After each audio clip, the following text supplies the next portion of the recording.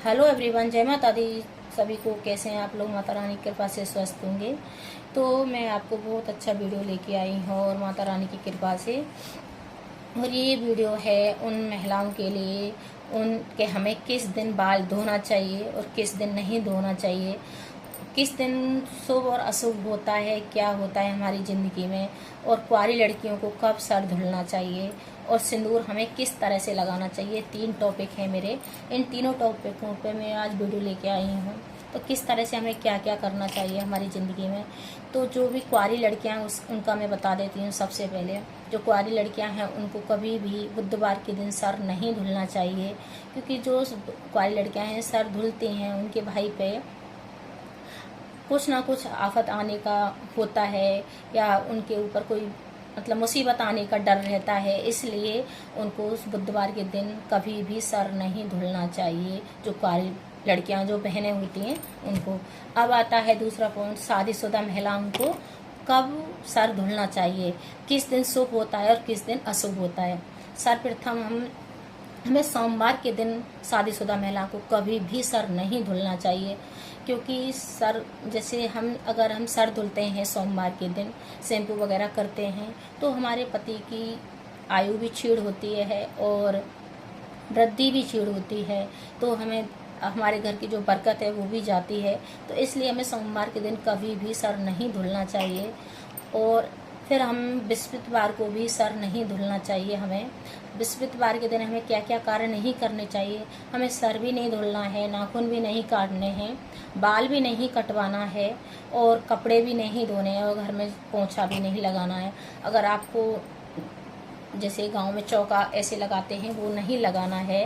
तो फिर आता है मेरा दूसरा, हमें किस दिन सर धुलना चाहिए।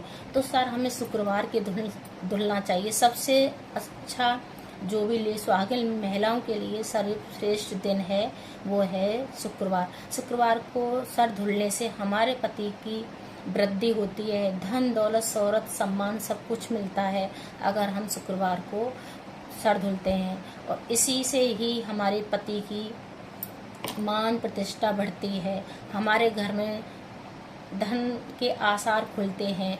सबसे मैंने किया कि शुक्रवार माता लक्ष्मी का दिन है। इस दिन जो भी हम अच्छा करते हैं उस दिन सब कुछ लगता है। और लेडीज भी जो भी शादीशुदा महिलाएं हैं वो हमारे घर की ही लक्ष्मी होती हैं।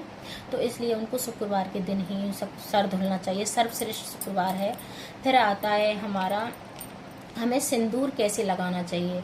तो सिंदूर हमें कभी भी गीले बालों में कभी भी ना लगाएं। सबसे मेन पॉइंट है कि बहुत लेडीज ऐसे करती हैं गलतियां कि जैसे गीले बालों में सिंदूर लगा लेती हैं, और क्योंकि गीले बालों में सिंदूर लगाने से बहुत अशुभ होता है। कभी भी गीले बालों में सिंदूर ना लगाएं, सुखा के ही सिंदूर लगाया जाता है। और मेन ये है कि सिंदूर लगाने में किस प्रकार से सिंदूर लगाएं। सिंदूर लगाते हैं, जो सिंदूर की जो डब्बी होती है उसको पहले माथे से छुआ के और माता पार्वती का ध्यान करते हुए हमें सिंदूर लगाना है।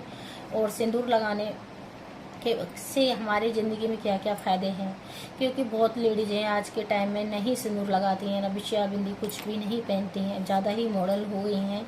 तो भाई उनकी मर्जी है, पर सिंदूर लगाना चाहिए, क्योंकि सिंदूर सब कुछ बदल गया है इस मॉडल ज़माने में, पर सिंदूर कभी भी नहीं बदला है आज तक। ये बात तो आपने सुनी होगी कि सारी चीज़ों का नई नई ब्रांड आ गई, नई नई हर चीज़ आ चुकी है, पर एक सिंदूर है वो अभी तक जो स्टार्ट से लेके एंड तक अभी तक चल रहा है हमारी ज़िंदगी में। एक सिंदूर ही नहीं बदला है हमारी ज़िंदगी में। तो सिंदूर तो हर लेडीज़ को लगाना चाहिए जो शादीशुदा हैं, और वो भी जैसे छोटा छोटा लगा लेती है, ऐसा कभी नहीं। जिस दिन आप सर धुल रहे हो उस दिन फुल यहाँ से लेके फुल मांग तक भर देना है। अगर आप सर नहीं धुल रहे हो तो ना थोड़ा सा लगा लें, उस दिन कोई दिक्कत नहीं है, पर जिस दिन आप सर धुल रहे हो उस दिन तो फुल मांग का ही भरना होता है। और जैसे सिंदूर को बहुत लोग ऐसे छुपा लेते हैं, तो ये छुपाना भी नहीं चाहिए, क्योंकि इससे अपने पति की मान प्रतिष्ठा सम्मान जो समाज में मिलता है उससे वो भी छुप जाता है।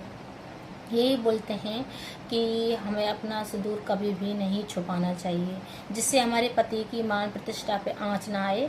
तो हमें हमेशा अपने जो सिंदूर होता है उसको हमें खुला रखना चाहिए और सबकी नज़र पड़नी चाहिए, जिससे हमारे पति को मान प्रतिष्ठा समाज में मिले। अब ये होता है कि सिंदूर से क्या क्या होता है कि सिंदूर से भाई सब कुछ, जैसे बोलते हैं कि अपने पति की आयु भी बढ़ती है।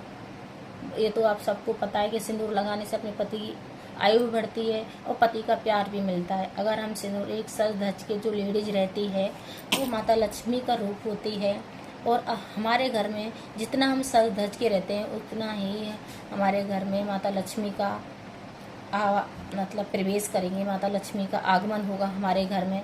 अगर घर की लेडी जी गंदी संदी सी बन के रहेगी तो वहाँ से आगमन नहीं होता है। घर की लेडीज के द्वारा ही हमारे घर में माता लक्ष्मी का आगमन होता है।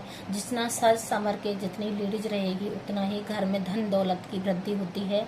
एक कभी भी देख लेना कि जो लेडीज गंदी संदी सी पड़ी रहती है तो वो आलस ही दरिद्रता को नोता देती है अपने घर में। तो कभी भी अपने घर अपने सास संवर कर रहना है, अच्छे से बन ठन के रहना है। ये ही हमारे घर का एक लकी ड्रॉ है, ये समझ लेना। फिर हमें क्या करना है, वास्तु के अनुसार हमें झाड़ू पोंछा भी, जैसे एक वास्तु होता है, हमें कब झाड़ू पोंछा लगाना चाहिए कब नहीं लगाना चाहिए। शाम के टाइम में जब सूर्य ढल जाए उस टाइम कभी भी झाड़ू पोंछा ना लगाएं। इससे हमारे घर की बरकत चली जाती है, माता लक्ष्मी हमसे रुष्ट हो जाती हैं। ये भी ध्यान रखने वाली बात है। झाड़ू पोंछा कभी भी शाम के टाइम, जो शाम सूर्यास्त होने के बाद कभी भी ना लगाएं।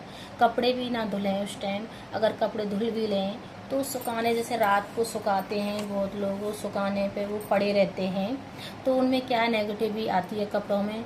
अगर आपने कपड़े धुले हैं तो उनको टाइम से उतार के लेके नीचे आ जाएं अपने घर में। क्योंकि जो अलग अलग जो रात के समय में जो हवाएं चलती हैं, जो नेगेटिव फैलती है जो होती है वो हमारे कपड़ों में भी लगती है। तो इसलिए जो गंदी जो हवाएं चलती हैं उनसे बचाने के लिए अपने कपड़ों को घर के अंदर लेके आएँ। अगर मेरा थोड़ा सा वीडियो आपको यूजफुल लगा हो तो लाइक करें, शेयर करें, कमेंट करें, सब्सक्राइब करें और ज़्यादा से ज़्यादा शेयर करें भाई, जिससे ये नॉलेज हर किसी के पास पहुँचे, हर कोई जाने कि कैसे क्या होता है क्या नहीं है। अगर एक दूसरे के सपोर्ट में हम रहेंगे तभी हम कुछ कर सकते हैं, हम जान सकते हैं। एक से दूसरे को हमारी जानकारी पहुंचती है। तो इसलिए आप ज़्यादा से ज़्यादा मेरी वीडियो को शेयर करें, लाइक करें, सब्सक्राइब करें। जय माता दी। हमेशा मेरी माता रानी का हमेशा कृपा दृष्टि बनी रहे, मेरे ऊपर सब पे बनी रहे। जय माता दी।